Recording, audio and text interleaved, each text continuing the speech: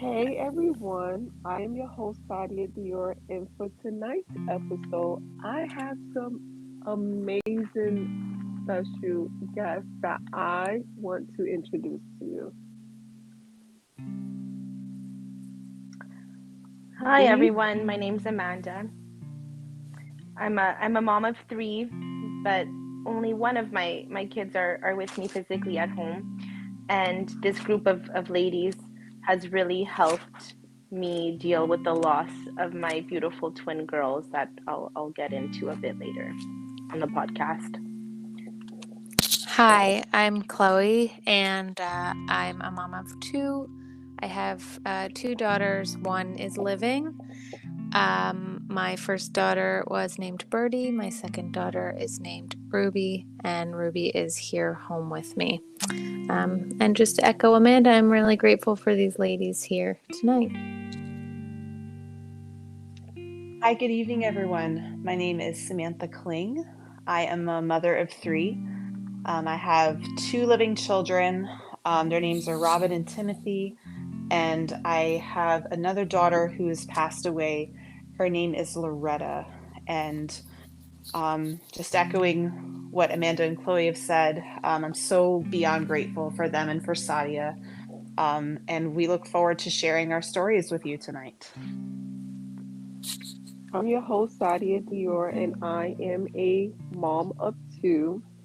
I have a living, soon to be 22-year-old on the 28th of March named Shanti, and Prince Dior would have been 3 years old in December of this year, and he's in heaven watching over us.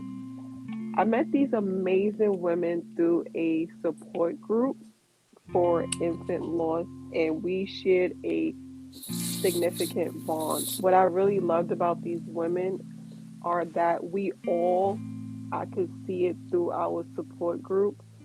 We were all transparent, we were all vulnerable.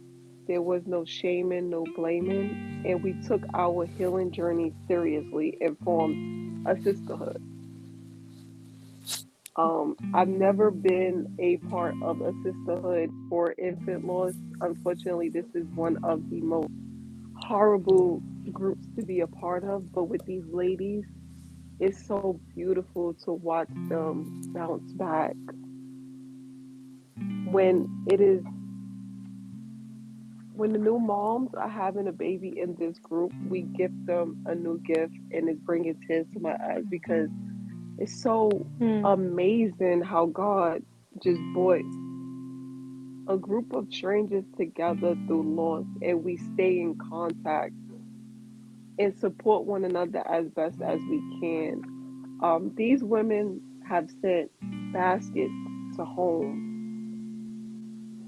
for if you're having a hard time and you just don't know who to talk to. It's easy to go in a group and just say, listen, today is not my day. And they'll say, how can we support you? Even though they need support on their own. I just love you guys. Like, you guys are amazing. Oh, we love you too, Sadia. We do. Do and I can't believe it's going to be um, 2 years since we all met, right? So our support group started in August 2022, about 3 months after I lost my girls. I was so lost. I remember I had just landed in Greece. My husband and I went on vacation. We have some family there, and I was jet lagged. It was 2 o'clock in the morning when I joined the call, and I just remember so vividly everybody sharing their stories, and it was such an emotional but powerful moment. And I think that first call is going to be engraved in my head forever. So I can share a bit about my story and where I was then and where I am now. So this was my first pregnancy, and lo and behold, I went for a scan after I got a positive pregnancy test, and they confirmed that It was twins.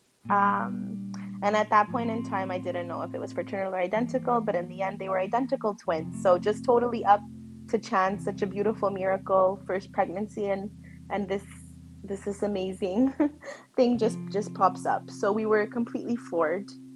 And the doctor explained to us the associated risks of carrying multiples, but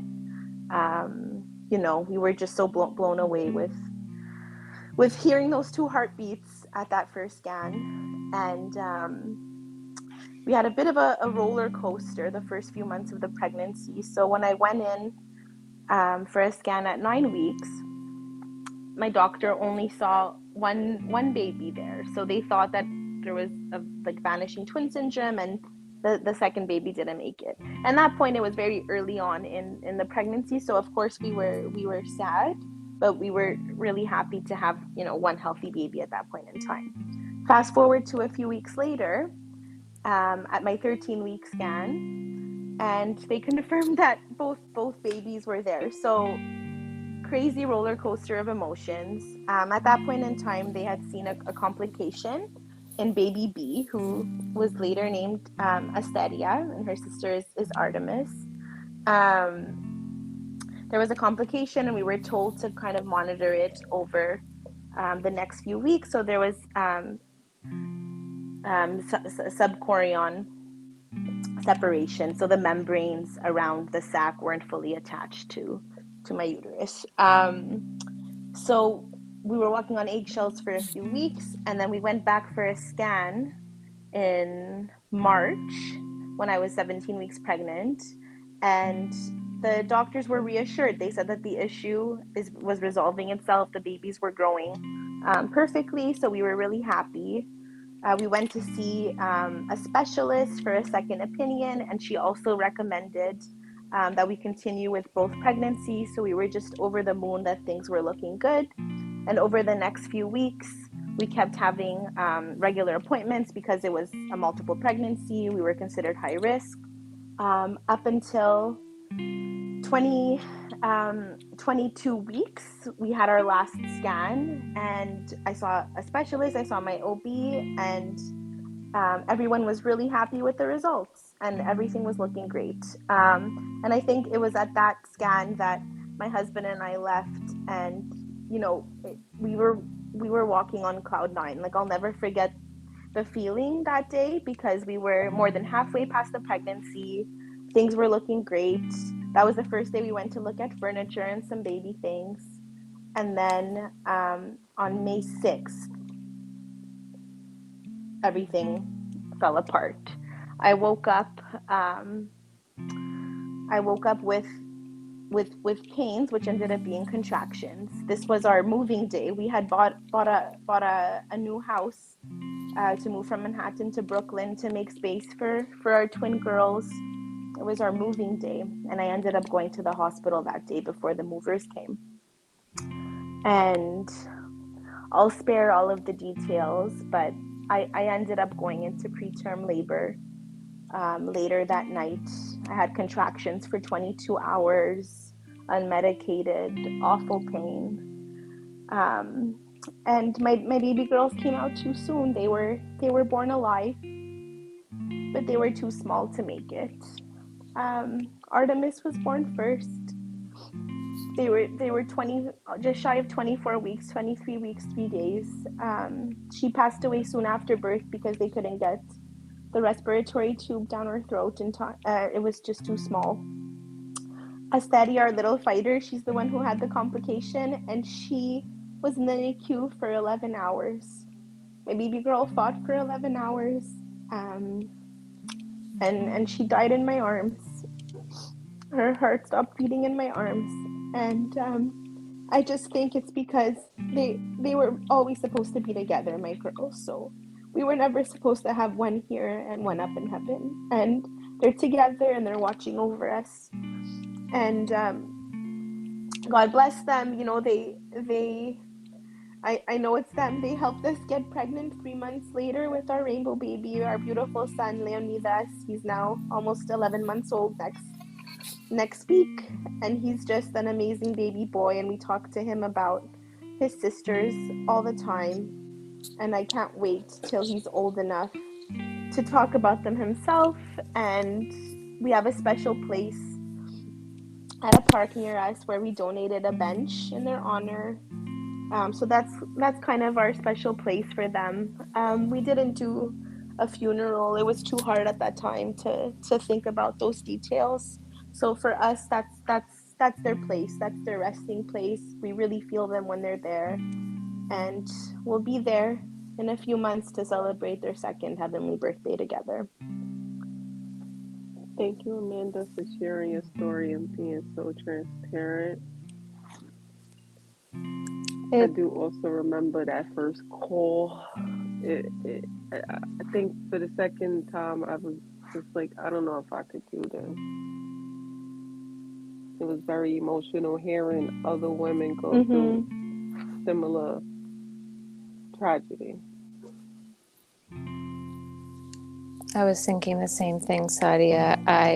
As you started to tell your story, Amanda, it took me right back to that place. And I think that's one of the really hard things about being in a support group, but it's also really one of the really powerful things. Like when you hear someone else's story, you see in different ways your own story reflected back at you. And so as hard as it is to hear, it really like just makes me feel so much less alone. Mm-hmm. And so I can share a little bit about my story. I was pregnant with my daughter, Birdie. She was my first pregnancy, and everything was just normal. We were just really happy, really excited. Just seemed like, you know, you get to a certain place in pregnancy and you think like, okay, so now I just have to wait for the baby to be born. And so we were kind of in that stage. We had just had our baby shower. And then when I was 34 weeks pregnant, I was, you know, making lists of what to pack in my hospital bag. And we had gotten all of our stuff at the baby shower. And then I woke up one morning and I didn't feel her moving the way I normally did every morning. But I called the midwife and she didn't sound concerned. She just said, you know, try a couple of things, wait a little bit longer. So, you know, we did these things to try to see if she would move, and I wasn't really panicking, but I said, like, we'll just go in just to be sure. We'll just go into the hospital. And when we got there, they told us they looked for her heart on the monitor, and they just couldn't find it. And that was just like the worst moment of my life. Like, it was just like you have this baby that you think you're bringing home, and then suddenly you're not bringing them home, and also they're just not there, and you are like sort of like looking for them because they're your family, they're your baby, and there's just like no way around the fact that they're gone. And I will like Amanda, I'll spare you the details mostly for my own ability to speak through it, but it still just hurts as much as it did that day. And we did have a funeral for Birdie, and I just saying goodbye to her. She wasn't alive when she was born, but I still had to give birth to her. And so I'm grateful that my midwives talked us through sort of meeting her. And even though she wasn't alive, we got to see her and we got to, you know, admire the parts about her. You know, you wait your whole pregnancy to see what your baby's going to look like and what they're going to be like. And so we got to have a little bit of that in those moments. But saying goodbye to her at the hospital when they take your baby's body away, and then saying goodbye to her at the funeral home. I mean, those were just the two hardest moments of my life. I hope it doesn't get any harder than that. I mean, that was just I don't know how. I look at these women, you three, and the other women we know in these spaces, and I just think we have been through the hardest thing that a person can go through. And I think that's what makes our community so loving and so close. Yeah, thank you, Chloe, for sharing. I agree. That those were the most hurtful parts for me as well with Prince Dior. Having to attend my newborn's funeral was like wow, and then having to show up because I don't think people understand or remember. We all literally just gave birth to our baby and had to go Mm. straight into planning arrangements. Mm-hmm. So it it it it was no longer about healing ourselves or even taking that time from the physical labor that we just endured. Mm-hmm.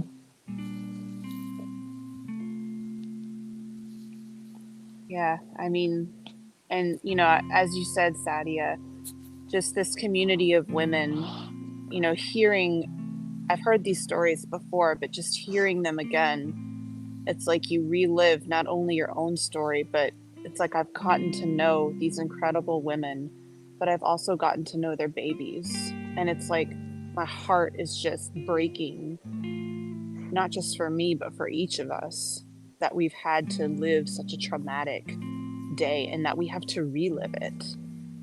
Even on the chat today, our support group chat that we have, some of us were talking about how the memories kind of evolve as you imagine what your life would have been like had they have lived. And, thinking about, oh, we would have been doing this, or oh, they would have loved to do that. And it's just, it evolves and it ebbs and it flows, but it just leaves you feeling so heartbroken because it's not how it's supposed to be. Mothers should not have to bury their babies. Um, so with that, I'll share my story briefly. My little girl, her name was Loretta May Kling, and her name was music to our ears. My husband and I are both musicians, and when we picked her name, it had a ring to it. And she was a normal pregnancy. Everything, all of the scans were okay. There was, my first daughter had a traumatic birth and a very severe injury that she recovered from. But after going through all of that, Loretta was supposed to be my easy baby. Um, and so, I went to all my scans, but because I was not high risk, they said, we'll see you next month. We'll see you next month. And I remember the scan before she died. She was moving very rapidly. And, it was I believe a 18-week scan.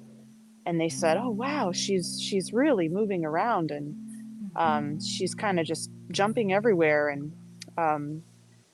we were all laughing about it. But I think that was the moment when she began to die, because I didn't get my next scan until a month after that, and that was when they told me that there was no heartbeat. And I asked them, when did she stop growing? And they said around 18 weeks. And I was horrified because I just remember thinking, my God, we were watching her strangle to death. That was her cause of death. It was an umbilical cord strangulation. Um, so, like Chloe, I also had to deliver knowing that she was deceased. Um, but to add insult to injury, my body did not realize that I was no longer carrying a living child. So I still had all of these symptoms of being pregnant. And when it came time to deliver her, I labored for 19 hours and had to push a baby out that had been dead for a while. But as any mother can tell you, we always think our children are beautiful. And even though Loretta's flesh had significantly decayed, she was just so beautiful. I remember holding her in my arms and just thinking, my God, you are so beautiful.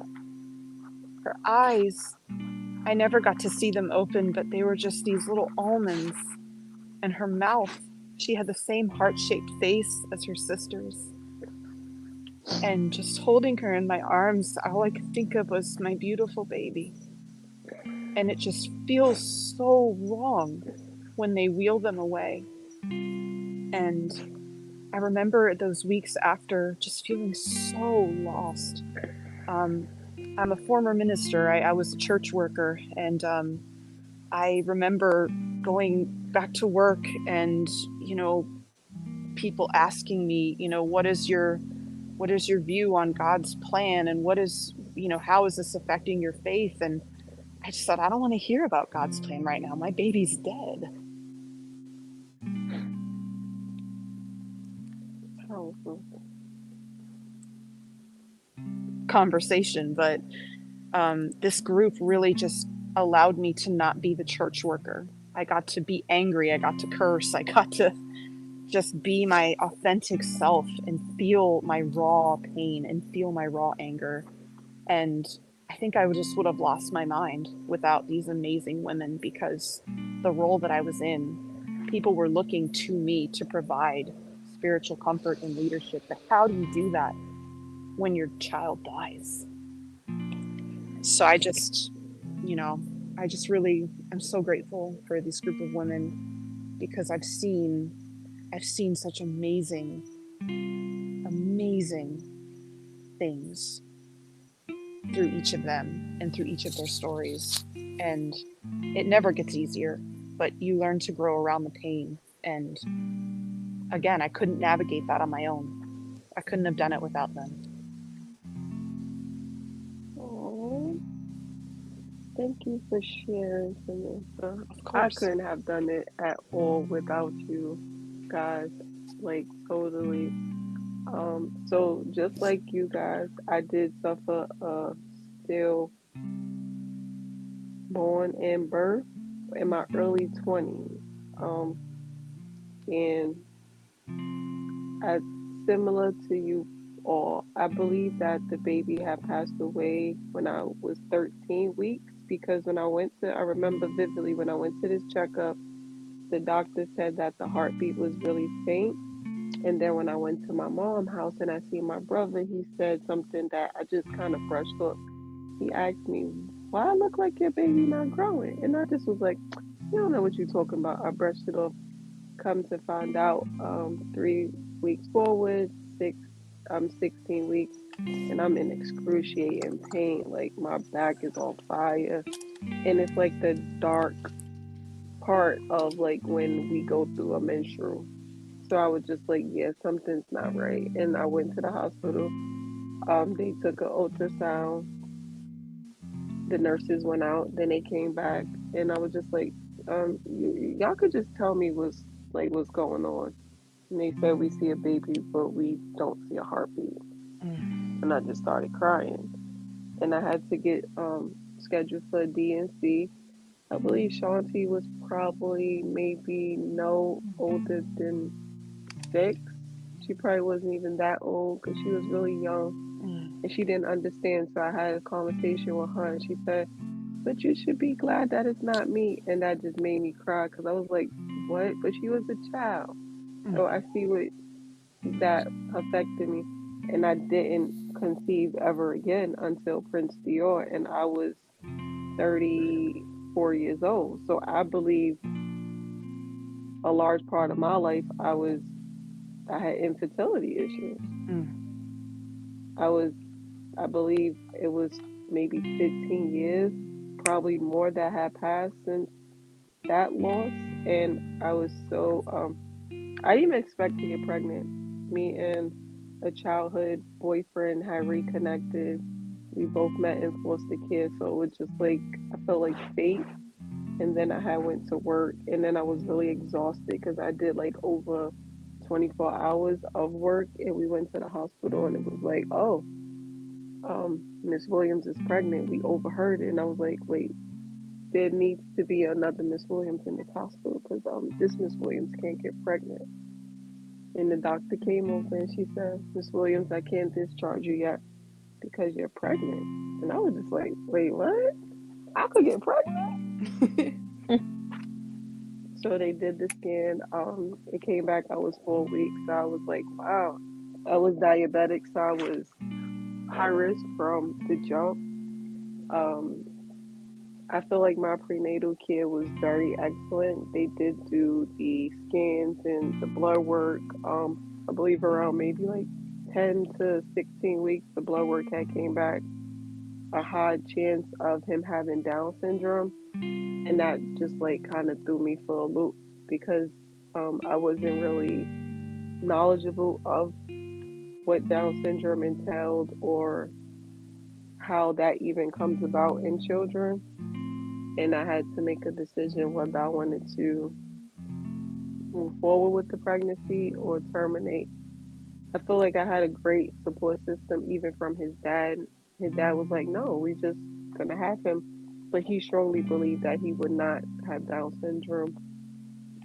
I did decide to go through with the amniocentesis, which is a procedure to test your amniotic fluid to confirm. I believe that was around maybe 20 something weeks, and it did confirm that he had Down syndrome. And I just remember crying in my car, just like, wow. But I believe I'm a firm believer in God, and I spoke to God this day, and I said, God, I need you to just guide me on what to do. And I feel like God spoke back to me. God said, "This baby picked you." Well, at this point, I wasn't even considering him a baby. I was considering him a soul. God said, "This soul picked you for your heart, your compassion, your ability to. You're gonna fight for his best quality of life." And I was like, you know what? This my soul. And I was so happy. And I feel like I had an amazing pregnancy with little scares. Even though I was high risk, I seen the doctor every 2 or 3 weeks. I got millions of ultrasounds. They did the 3D ultrasound, which I was like, wow. And fast forward to the schedule induction, December 8th, didn't go well. I wound up checking in December 9th because they was really busy. My OB, she had got changed. They did the little balloon procedure, but my water broke naturally, and this beautiful baby comes at 9:36 a.m. and me and the father just cry simultaneously while I'm pushing because it was just so spiritual.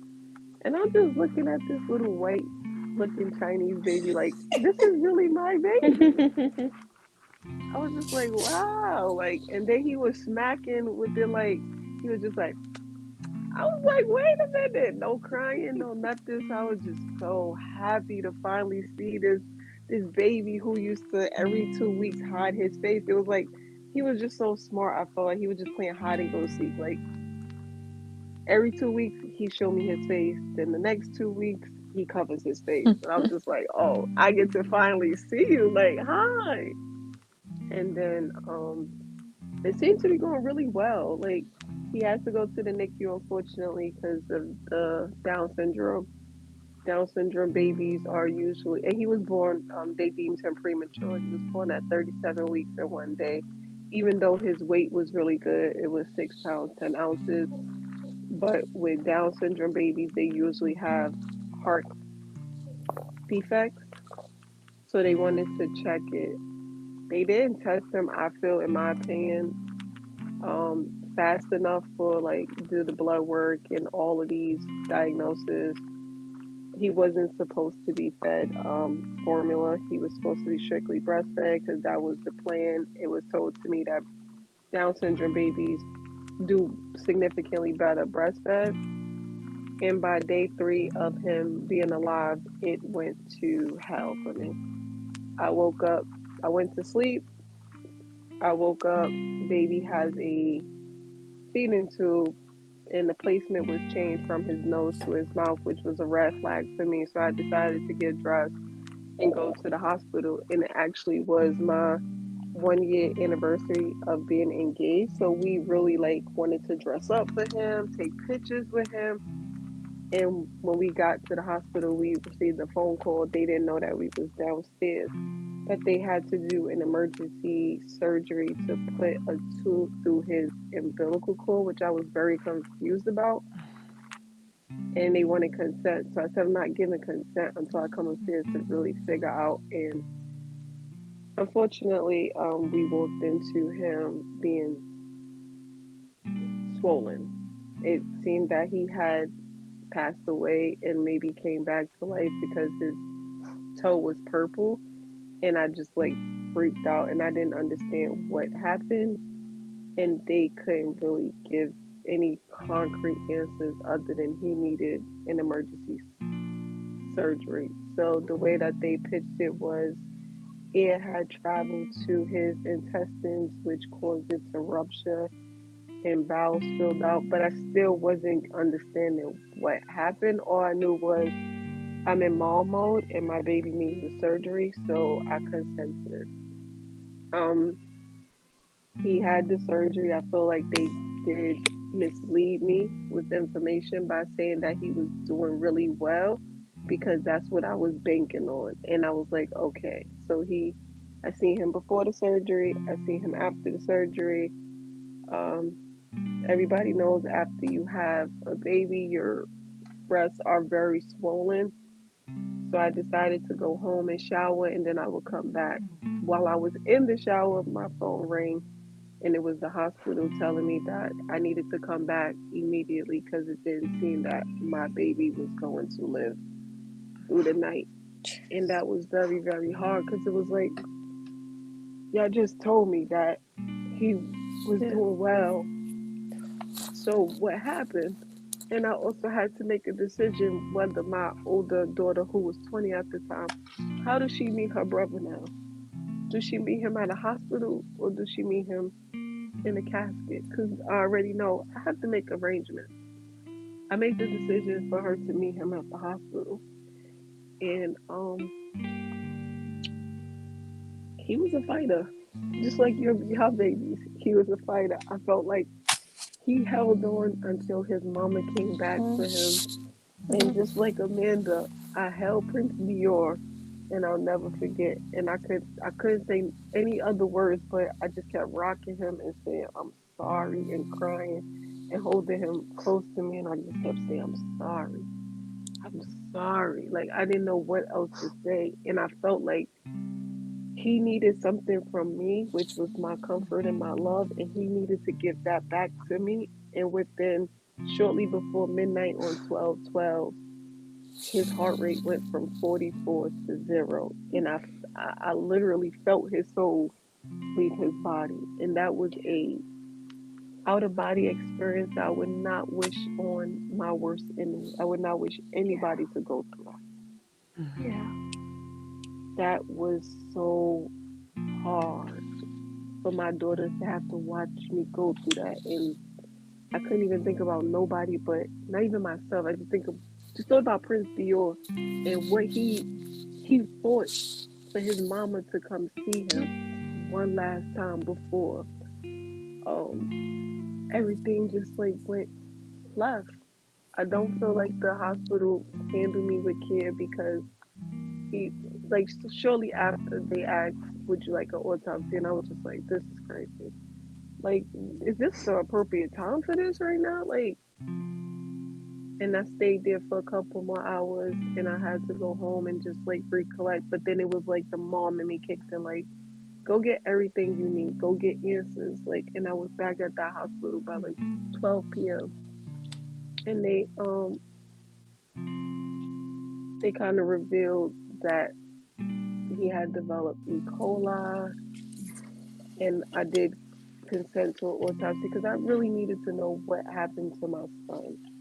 The most disrespectful thing I feel like the patient representative said was, if you can't afford the funeral or the arrangements, that the hospital could cover it, but you would not know where your baby would be. That was like a slap in the face to me. And I decided that I would take whatever savings I had and I would cover the arrangements. And it was so beautiful. I went all out for him. I felt like Prince Dior truly came into my life to show me how to love myself. and I had to send him back to God as the prince that he entered this world in. So I booked a horse and carriage, and it still was hard. And my friends attest, I decided to not allow anybody to touch him. You could view him, but don't touch him. That was one of my rules. And it still was hard. Like I just stayed and tried to fix him up, and I just couldn't. It was devastating. It. Someone asked me, "What's the hardest thing you have ever done?" And for me, my response was sit in front row at your baby's funeral and having to plan that funeral solely. That was one of the hardest things I've ever done in life. You're not supposed to say goodbye to your children. They're supposed to say goodbye to you. It's the wrong order of things. And then to find out the cause of death was just horrible. Like this baby was truly a miracle. Unfortunately, he was diagnosed with SCID, which is severe combined immunodeficiency, aka bubble boy disease. So, like what Samantha said, God's plan. I was angry too, because what was God's plan? Now I'm in a different space where I can see, um, would I have wanted Prince Dior to suffer a life where he would have had to live in a bubble until he had got a transplant? Because I did some research. No, it would have been it would have been hard to have to visit my son in a hospital every day while he lived in a bubble because he had Mm-hmm. no working immune system. So when he did develop the two infections, it made sense why his little body, he was only 3 days old, couldn't fight them off. Yeah. But to learn that one of the infections was caused by the milk that he was fed in the hospital was just like, what? Like, what? So infuriating. It just doesn't make sense. It's still like, even as you know the facts, like it just doesn't make sense. No, and it caused me to check myself into the psych ward for a week. And like what you guys had said, the psychiatrist had pointed out the most hardest thing about this grief process and losing a baby is the unimaginable loss, which is how my baby would have been, how my Yes. baby would have looked, how my baby would have talked, walked, Mm-hmm. Yeah. crawled. And we have to live with these things every day of our life. Like I don't think people understand. Like yes, they see us on social media and we may appear to be happy. We're never happy. Truly. We're happy in moments because we have moments where we cry and we're just not putting that up to the world. Every day goes by and we think about our baby. Mm-hmm. It's true. I mean, I I lost my father, um, right before COVID, and, it was devastating, but it's a different kind of loss. I mean, he was my best friend. I love my dad. And I miss him every day. But that's the natural order of things, you know. It's like he died in my arms. I got his ashes. I planned a funeral, but it was like, I was expecting it. But when you lose your baby, it's backwards. It's And personal. nobody understands that It's unless you've gone intimate. through it.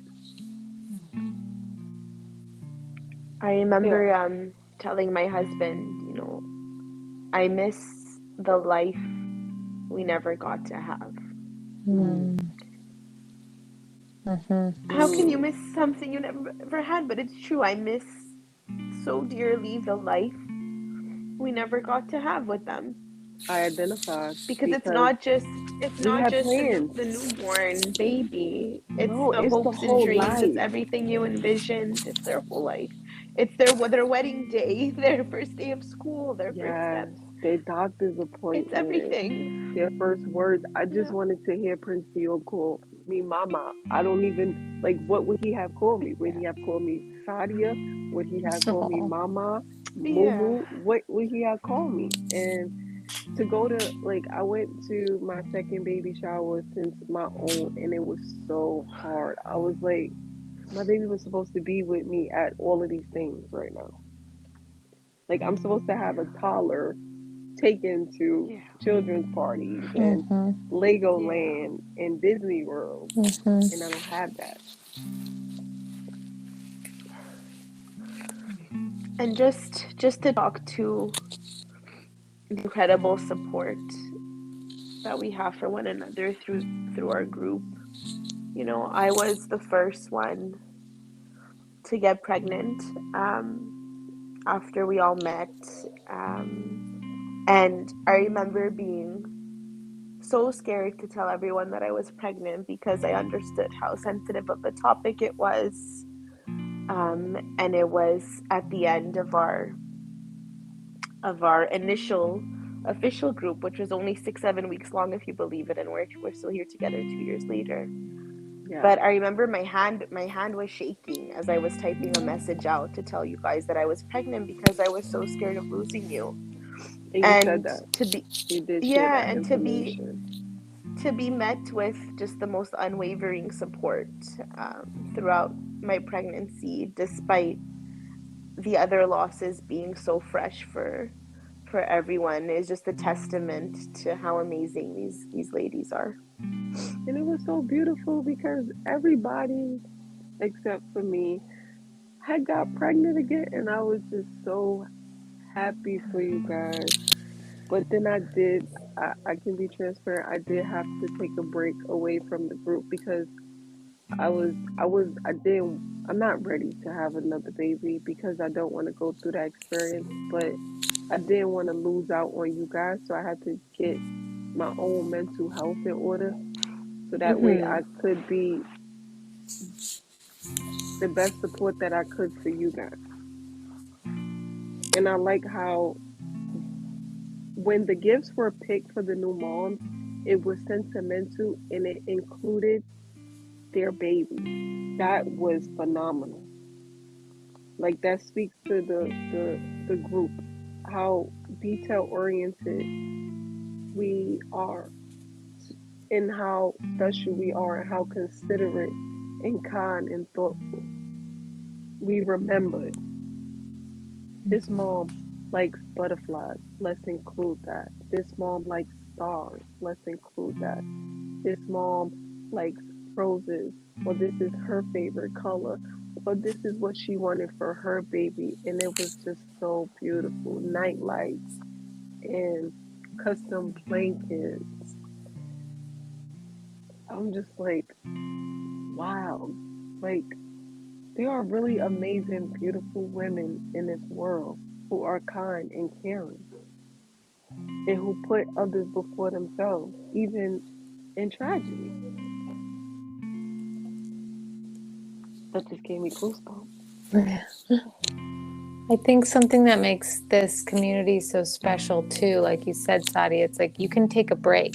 It's like when you're ready or when you need support or like when you need to tap into the resource, like the people will show up. Like our group of, our small group, like whoever's available. So when somebody's having a rough day, like that's who will go and sort of sit with them or sit with them metaphorically, like chat with them, and we can always relate to each other. But then when you need a minute or you need some time to just like collect yourself or focus on your own healing, you can step away, and then like when you're ready to come back and you're ready to engage, like that group, that community is still going to be there. And I think it's so beautiful the way we people sort of tap in and out as they have the bandwidth, and it just like it's just really unlike any other community of women that are in my life. We're welcome back with open arms. Of It's like, come on back course. Yes. home. Come Of back home. course. It's And there's okay. no judgment. There's no No, judgment. no hard feelings.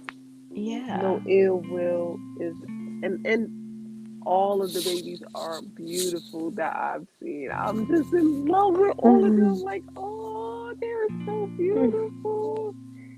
But I think people don't understand that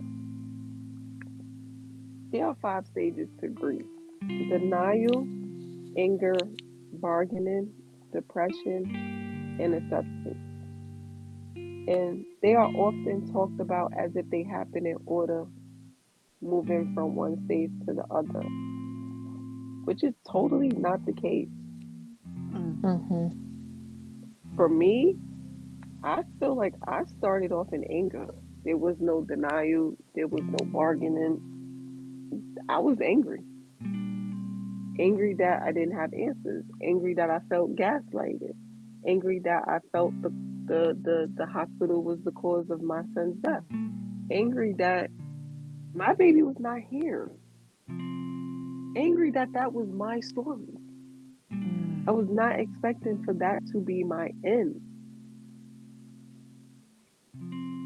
And almost 3 years later, I have a full storage of new baby items, and I have to figure out what's next for me.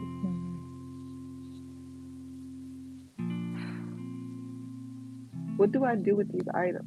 Do I sell? Do I donate? Do I keep? Do I want to So hard. explore being a mom again?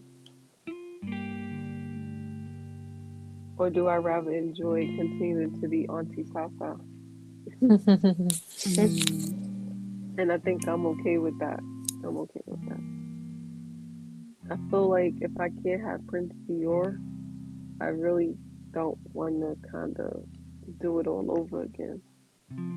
I don't want to experience like that. That's really strongly in the back of my mind, and I feel like that hindered me from trying to conceive. I don't want to relive that again. It was very difficult to go through, and I did have a doula, and she did support me through that, and I know it was difficult for her as well. And my partner at that time, the dad, Prince Leo's dad, I know he took it really, really hard.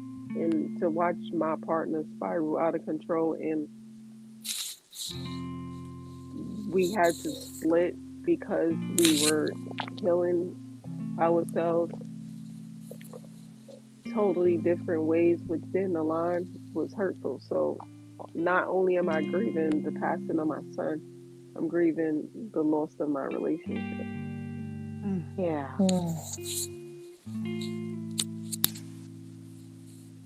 So I truly felt like I was losing my mind. I think it's a miracle that any of us is here today, just knowing the pain that we all went through. It's just like a miracle that we can be here talking about it, connecting, sharing. I think it's really powerful. It is. And another thing that I want to enlighten viewers is I don't know if they believe in it, but I know we believe in it. Spirituality. Our babies have showed up for us in nature ways that we could only imagine. And if I didn't like document, I don't think people would believe me and they would call me crazy. Like, I remember when I was pregnant, all these ladybugs flocked to me. And after he was born, the ladybugs just kind of went away. And then, unfortunately, when he passed, the ladybugs had resumed, and I just started seeing them like it would be like three at a time. One time, one landed directly on me, and I was just like, to the point where you guys have seen ladybugs, and we have seen signs of your babies. Like, that's how strong our bond and connection is. Like, how are we seeing? Like, our babies are literally giving us life from the afterlife.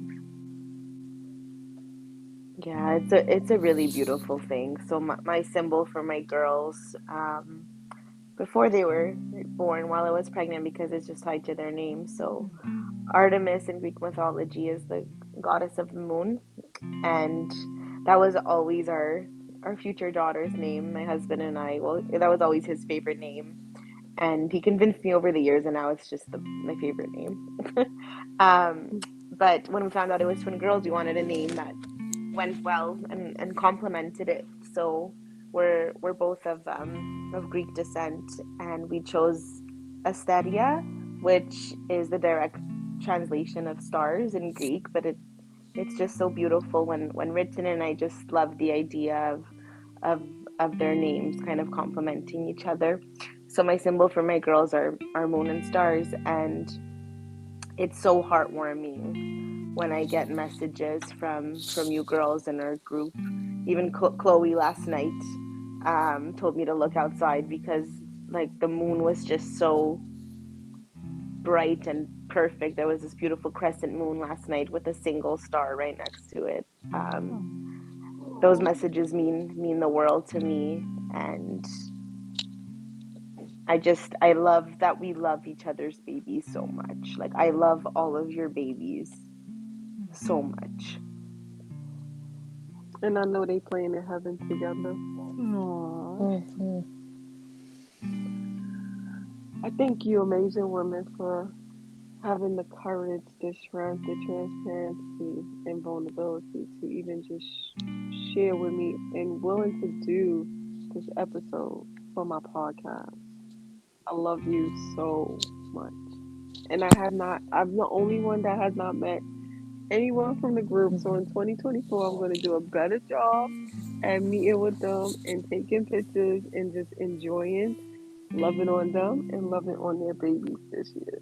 Because I'm in a better mental space. We can't wait. Yeah, love you, ladies, and just so proud of you, Sadia, for everything you do. You're so inspiring. Yes, you are. I love you guys Thank you so for having much. us. And before we go, I just want to leave off with a prayer for our babies. I am here in baby heaven. God took me by the hand, wrapped me in his love, gently led me to his land. I will always be your baby. Our hearts joined by love. Now a perfect little angel I'm watching from above. I am a part of you.